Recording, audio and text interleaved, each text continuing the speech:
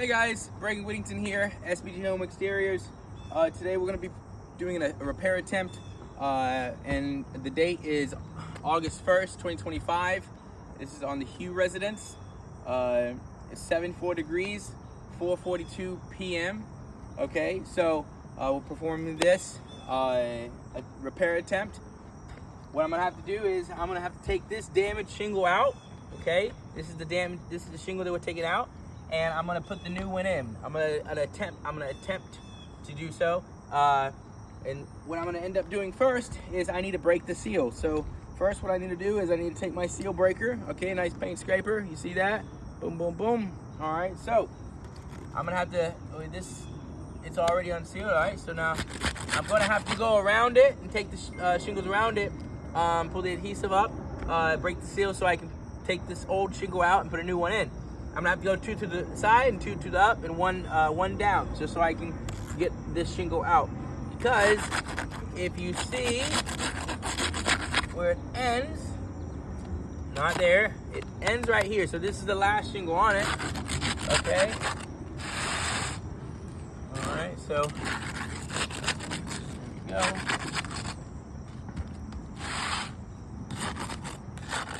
you go. Up.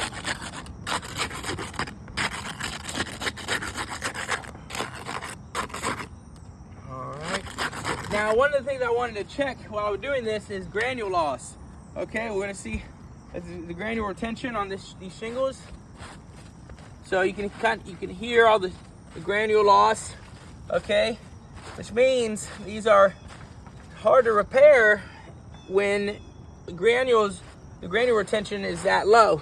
All right, so you do have a lot of granule loss. It's not too bad, okay, surprisingly, but it is, as you see, the mini granules on this crease shingle here, okay? That's problematic. Over time, that ends up damaging the shingle even more. Okay, so taking out the shingle, bottom, okay.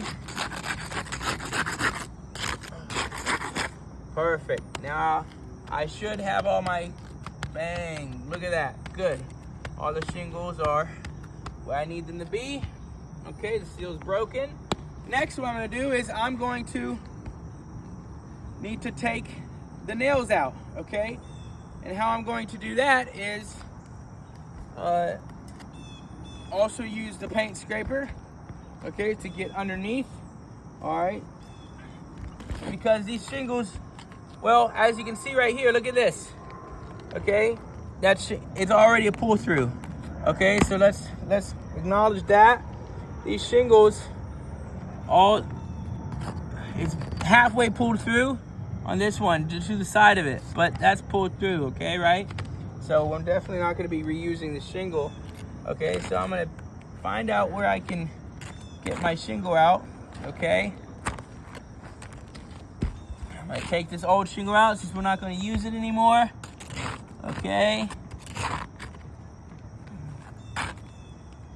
All right.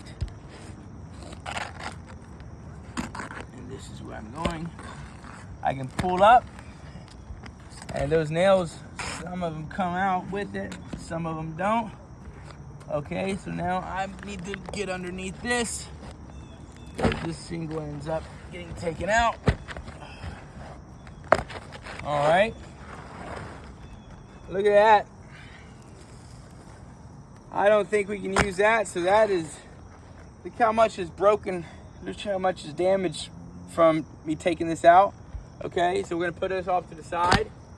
Okay, now so far, we don't have any mat transfer, okay? That's good. Okay, so now what I'm gonna do is, I'm gonna put this new shingle, which is CertainTeed, okay, XT IR 25s. Again, this is temporary repair. I do not think this will suffice because the damage is going to cause around the other shingles. Okay, so now I need to be able to just lift these shingles up enough so I can have my strike zone. Okay, I can flush the shingle. Not the shingle, but I can flush the, taking this nail out. It was out for no reason. I'll re-nail that. Okay, I need to make sure I can have enough flush for the hammer when I put in the nail. Okay, so let's line it up.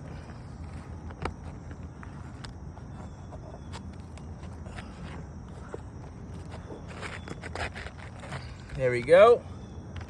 All right. Look at this, by the way. Already, yes, you see the shingles becoming creased just from my light push up to where I can at least get a nice flush hammer. All right, at a 45-degree angle. All right, so now I'm gonna take my hammer, okay, right here, and I'm gonna get my nails. I need 4 of them. Okay, so I need 4 nails to put this shingle back in, or attempt to anyways.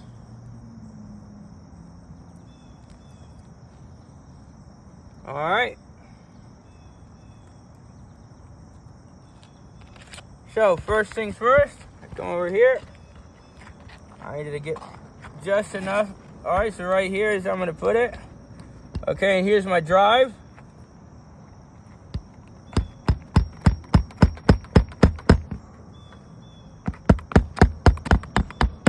Now look at this is also already creasing right here. So, I creased. So, 1, 2, C means creased. So I got 1 nail in. All right, on to my next.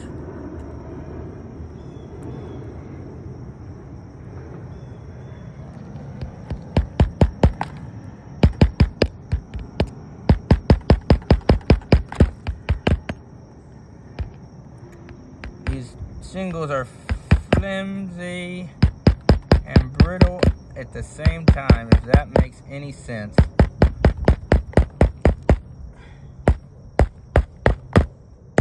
Okay, unfortunate shingle damaged in the process of putting this in. As you see how careful I am with these.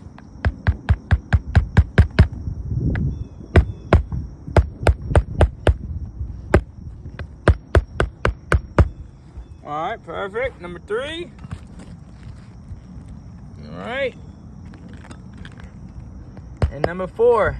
Now, as you can see, as I hammer in these nails, granule loss is happening.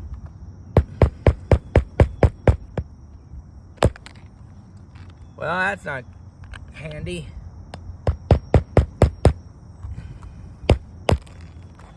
Okay.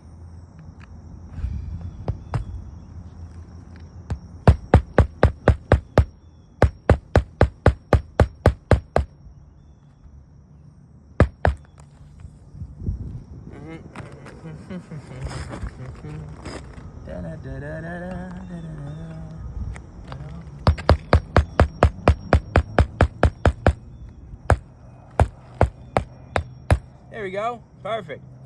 All right, so in the process of that, look, another more creased shingle from that. Another creased. Okay, so let's look over what we've done here in order for me to do this small repair with my light touch. Me keeping it at a 45-degree angle to get my hammer flush down. Okay, and unfortunately, what that has now done is created more damage to the outer shingles around it. Okay, so I now have 3 shingles damaged from this one small repair that I attempted. Okay, so in my opinion, I believe that fails. In my professional opinion, I believe this fails because the amount of shingles you guys acknowledge that were damaged to repair those, let's say for example they're 10 times 3 damaged shingles in the process of making one small repair ends up being 30 damaged shingles more, and to me that's not good. So it is now 4 6:57 p.m. on this amazing Friday, August 1st, 2025. This is the Hugh residence. It's 74 degrees outside. Thank goodness. And this is your repair attempt. And the shingles around it are damaged. 3 creases that came from that one repair. All right, thank you so much.